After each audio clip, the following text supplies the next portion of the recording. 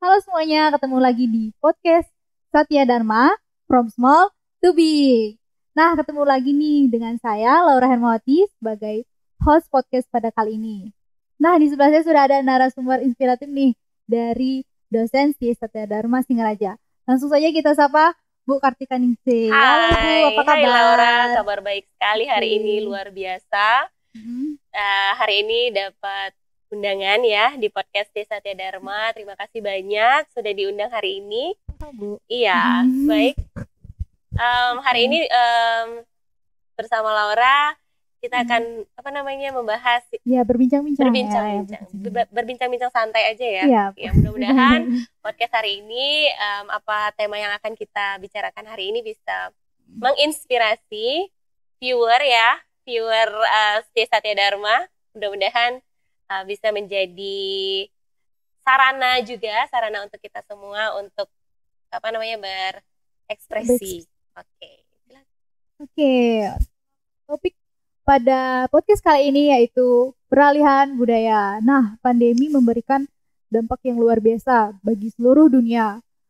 Selain memberikan dampak kepada ekonomi, tetapi juga memberikan dampak kepada dunia pendidikan. Bagi Ibu, gimana fenomena pandemi pada saat ini? Oke. Pandemi ya. Saat ini pun kita sedang masih ada dalam fase pandemi dan kita sedang ada dalam fase peralihan budaya seperti tema kita hari ini.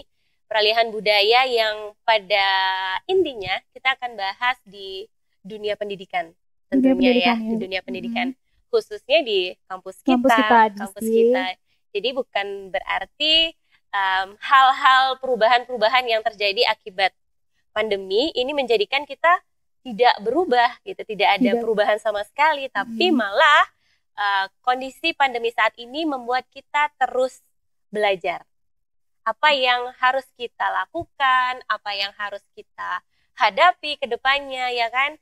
Awal-awal pandemi saat kita mulai ada pembatasan kegiatan, ya kan? Pembatasan kegiatan, bagaimana pendidikan atau kegiatan pendidikan harus tetap berjalan, yang tadinya pendidikan kita itu full kita lakukan secara online ya, dari sebelumnya secara offline secara offline sebelumnya, dan peralihan yang kita lakukan ini malah membuat kita semakin bisa terus mengupgrade mengupgrade diri. Itu fenomenanya yang kita lihat. Ya, sejauh ini hal-hal yang menjadi fenomena dari peralihan budaya akibat adanya pandemi adalah kita semakin kreatif. Ya, semakin kreatif karena sejauh ini kita selaku pelaku di dunia pendidikan, entah itu tenaga pendidik atau mahasiswa itu sendiri, apakah itu kampus kami di sini ya, kampus kita di Satya Dharma, kita sudah bisa istilahnya menyikapi perubahan-perubahan yang terjadi akibat pandemi seperti itu, Laura. Berarti ada kesiapan lah Bu ya, dan beradaptasi. Iya, betul. Kesiapan, beradaptasi, bagaimana kita bisa siap untuk mengikuti segala perubahan yang terjadi di lingkungan kita.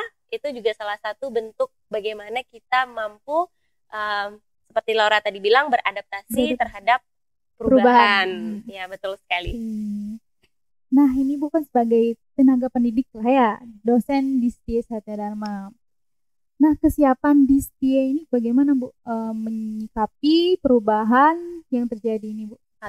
Perubahan yang terjadi akibat pandemi pasca pandemi bagaimana kesiapan dari kampus kita.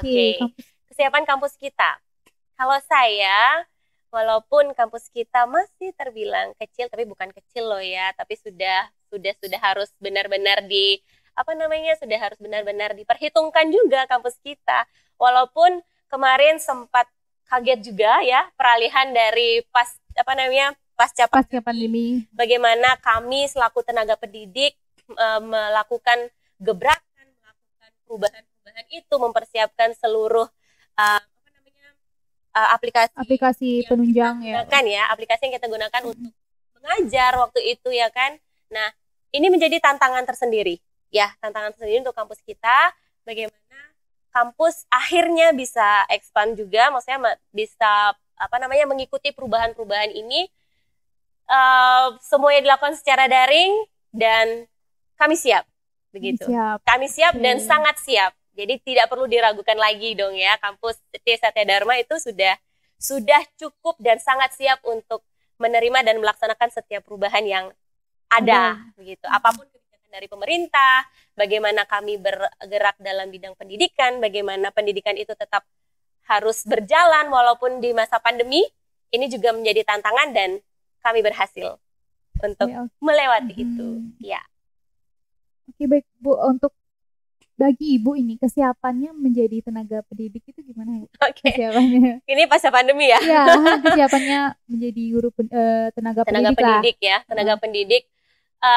Jujur awal-awal masa pandemi jujur masa-masa awal pandemi ini juga kayak jadi tantangan tersendiri ya buat tenaga pendidik yang awalnya memang kita sudah pernah ada yang namanya e-learning ya. E-learning itu masih sejauh dilakukan dalam bentuk di Google Classroom. Nah, itu dulu pernah ya. Tapi semakin kesini semakin berkembang, ada hal-hal baru ternyata yang harus kita pelajari, ya kan? Ada beberapa aplikasi yang bisa kita gunakan dalam menunjang kegiatan pendidikan. Nah, itu yang kita pelajari secara otodidak gitu. Nah, dari yang bisa kita pelajari adalah selama kita mau belajar dan mengikuti perubahan itu, otomatis kita akan bisa terus ada dalam perubahan itu. Gitu. Jadi kita tetap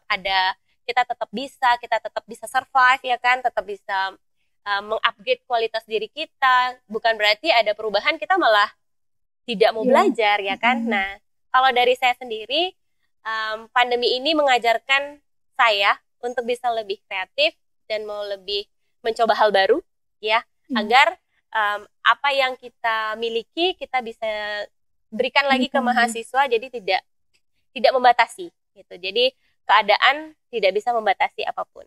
Seperti itu. Iya. Nah, ini Bu, kalau misalnya kan secara daring gitu. Iya. Mahasiswanya itu bagaimana Bu? Apa dia memiliki antusias untuk belajar? Iya. Apa lebih ke luring jadinya? Oke. Mana mendingan luring atau online yang lebih antusias mahasiswa? Antusias mahasiswa ya, kita lihat. Kalau antusias mahasiswa, selalu saya biasanya kalau belajar itu pertemuan dengan anak-anak, dengan mahasiswa, pasti bertanya dulu mana lebih enak nih mau pertemuan daring atau luring gitu kan. Memang kalau secara garis besar mahasiswa lebih suka luring gitu, jadi bisa bertatap langsung, bisa berinteraksi langsung dengan kawan-kawan, teman-teman di kelas ya kan, masih bisa lebih enak berinteraksinya tanpa terhalang oleh sinyal, gangguan sinyal, kuota habis dan lain sebagainya.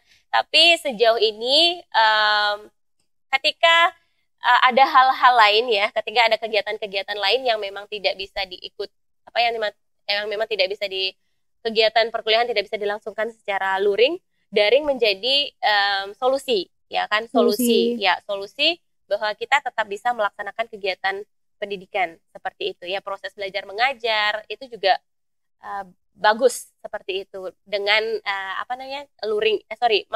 dengan online ini ya, dengan kegiatan online ini. Nah, kalau dari saya melihat bahwa mahasiswa juga menjadi jauh lebih kreatif, menjadi jauh lebih istilahnya lebih produktif juga ya. Jadi mahasiswa paham apa itu bagaimana kita memanfaatkan teknologi ya kan, hal-hal yang memang bisa dilakukan secara daring ini juga sangat-sangat bermanfaat dalam kehidupan keseharian kita. Sebagai adaptasi teknologi juga ya, betul. Untuk mahasiswa. Iya, menuju era digitalisasi. Ya, tapi memang sudah era digitalisasi ya. Sudah. Tapi semenjak pandemi ini malah jadi lebih